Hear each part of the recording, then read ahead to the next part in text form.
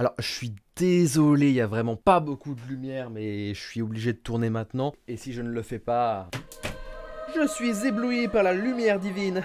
Et salut tout le monde, c'est Princesse Armire, j'espère que vous allez bien. Contrairement aux années dernières, j'ai pas beaucoup forcé sur les ouragans atlantiques cette année. Tout juste ai-je parlé de Laura, cet ouragan qui a touché terre en Amérique, entre Louisiane et Texas, à la fin du mois d'août. Et bien aujourd'hui, nous allons rattraper un petit peu notre retard, puisque nous allons parler d'État. Non, pas cet État-là, non. Non. Je parlais du système tropical ETA, a.k.a. le système tropical qui ne voulait pas disparaître. ETA est le 28e système tropical de l'année 2020 sur l'Atlantique Nord. 28e, dont le 11e ouragan. 28, c'est seulement 3 de moins qu'en 2005, sachant qu'il y en a un 29e qui s'est déjà créé entre le moment où j'ai écrit cette vidéo et le moment où je la tourne. ETA est donc nommé d'après l'alphabet grec, tout simplement parce qu'on a déjà épuisé tous les noms de la liste initialement prévue pour nommer les ouragans cette année, comme en 2005, comme ce n'est arrivé que en 2005 d'ailleurs. Notons tout de même qu'en 2005, comme certains systèmes tropicaux n'avaient pas été nommés, les météorologues n'avaient pas eu besoin d'aller jusqu'à ETA pour nommer les ouragans. Peut-être qu'à ce rythme, on devra penser à utiliser aussi un autre alphabet pour nommer les ouragans. Je rigole jaune, très jaune. Mais revenons à ETA, si vous le voulez bien. ETA est un système tropical qui est apparu juste à l'est des Caraïbes. Contrairement à des ouragans de type Irma, il n'a pas eu le loisir de s'intensifier en traversant l'Atlantique, tels les skippers du Vendée Globe, ou de la route du Rhum. Je pense que la trajectoire de la route du Rhum est un peu plus appropriée. ETA a donc traversé les Caraïbes qu'au stade de dépression tropicale, avant d'acquérir son caractère de tempête tropicale le 31 octobre, et en faisant très peu de dégâts du coup.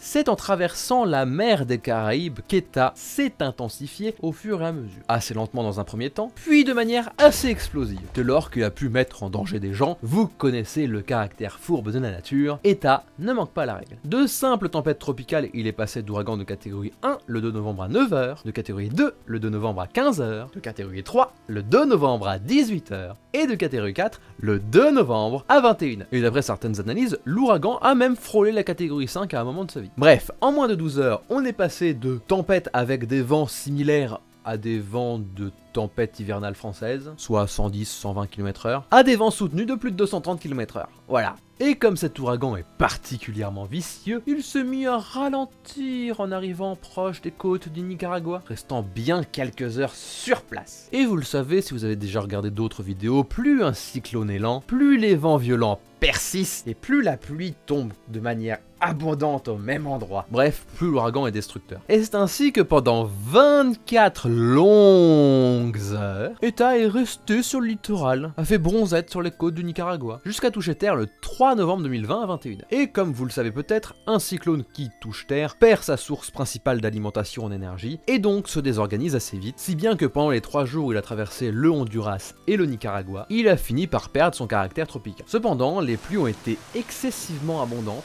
et il a donc causé des glissements de terrain et surtout des énormes inondations un peu partout. Le bilan humain est malheureusement assez lourd, puisqu'au moins 250 personnes, dont 62 Honduriens, ont perdu la vie. Et paradoxalement, le pays qui a subi le plus de pertes humaines suite à cette catastrophe n'était pas sur la trajectoire du centre d'État, puisqu'il s'agit du Guatemala. Au moins 150 Guatémaltèques ont perdu la vie à cause des inondations, mais surtout à cause de glissements de terrain, notamment d'un glissement de terrain particulièrement destructeur au centre du pays, qui a enseveli un petit village entier. Comme quoi, le danger n'est pas toujours au cœur de la tempête. Et si vous voyez une tornade au loin, n'oubliez jamais que vous n'êtes pas en sécurité parce que vous n'êtes pas dans sa trajectoire. Elle pourra toujours vous renvoyer un débris dans la gueule.